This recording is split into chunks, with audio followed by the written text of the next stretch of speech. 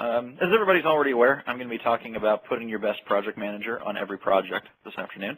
And basically, just to kind of make our way through that, by way of introductions, as Michael said, I run the research engineering program for CAI. And so in that capacity, we do some of the slightly more traditional research-oriented kind of work. It's really about problem identification and solution discovery kind of things. Not too different from a consulting practice, but different only in how we go about the problem and the degree to which we work with academics to actually get all the way to the end of something. Now, on top of that, what most organizations would understand as traditional business intelligence problems also kind of fall in the purview of my organization. So you'll see as we kind of walk through this when we get to the end of this conversation, what I'm kind of doing is treating project management and specifically management by walking around as a business intelligence problem, give or take. And so that's kind of how this conversation fits into the space that I work in. So to make our way through this, I'm going to talk about why we ever managed by walking around in the first place. It's a several-decade-old practice, and it has kind of fallen by the wayside over the last 20 to 30 years, and for a number of pretty good reasons. But we don't really have to give up on this practice altogether. It did bring a lot of good work to a lot of the industries that really adopted it. IT has never really enjoyed it to a significant degree. So that's kind of at the crux of the conversation that we're going to have. We'll talk about why we ever did it, whether or not we can still do it, and if we should. I would say the answer to both of those is yes, but we'll talk through that. And then I'm going to get into a little bit of an example of how CAI has addressed the challenges of managing by walking around in the distributed environments that we work in today by virtualizing a significant piece of this overall process. And then we'll end with some questions and discussion. So if you have anything for me at the end of this, please feel free to let Mike know, and he'll field those things as we go. So by way of why we ever did this in the first place, management by walk around was actually originally conceived quite a while ago as an active management practice, and it was sort of born at Hewlett-Packard. So David Packard and Bill Hewlett were really the ones that kind of, brought this idea to bear in a management kind of context. And obviously at the time that they did it, they were really meaning for it to be applied to factory work floor kind of environments.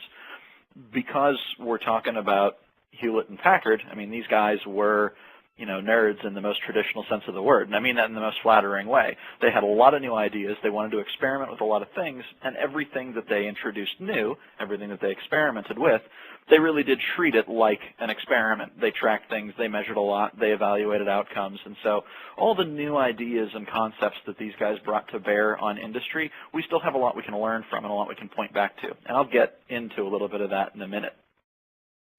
The reason that Packard and Hewlett really went down the path of evaluating management by walking around was to introduce a certain degree of morale boost to their production environments. And at the time, the Hewlett-Packard facilities were really giant factory floors. They were a production-oriented environment, and they had a lot of the kinds of visions that we kind of dream up of that kind of production in the 50s, 60s kind of time frame.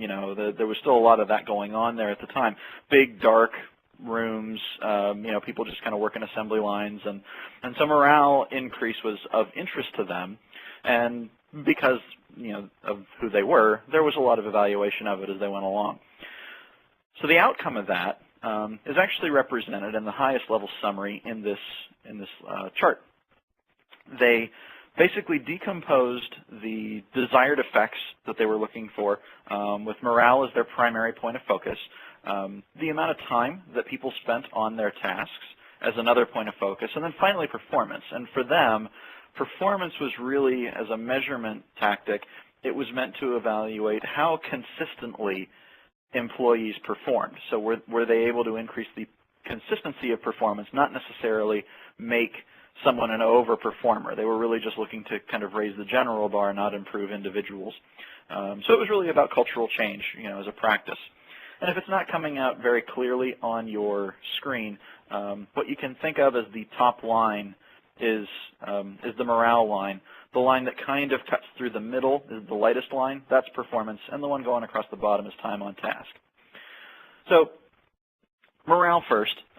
Basically, they saw what you can think of as a relatively expected outcome, where the more often managers were walking around and actually talking to the people who were working on their projects, the more morale would go up, until they kind of crossed a line where people were going out and talking to associates way too frequently, and basically they hit a point where people were kind of becoming overwhelmed. It started to be seen as a distraction. People thought they were spending more time explaining to their managers what they were doing than actually getting their work done, and so it actually, compromised morale. It was still better than nothing, but not as good as a little bit less frequency. And the way that they basically structured this study was to divide up their organization, and as a, more or less a control group, they had certain managers who didn't change their pattern of behavior at all. So they either never or very rarely wandered around and actually talked to people about their work.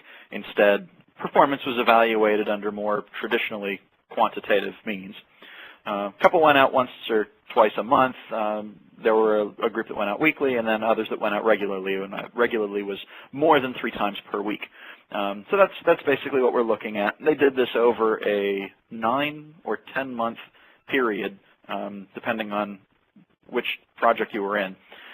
So they were basically looking at the mean values for the last quarter of that overall evaluation period. So they weren't expecting cultural change right away. They knew it was going to be slow getting there, but this is basically the degree of change they saw at the end of the exercise.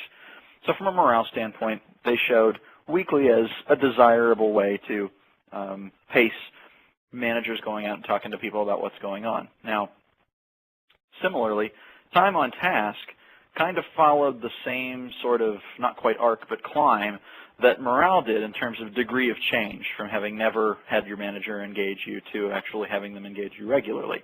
The difference is that time on task didn't really see a drop-off. Basically, the more often managers were walking around asking people what was going on, the more often they were actually working specifically on the task that they were supposed to. And that's not new news.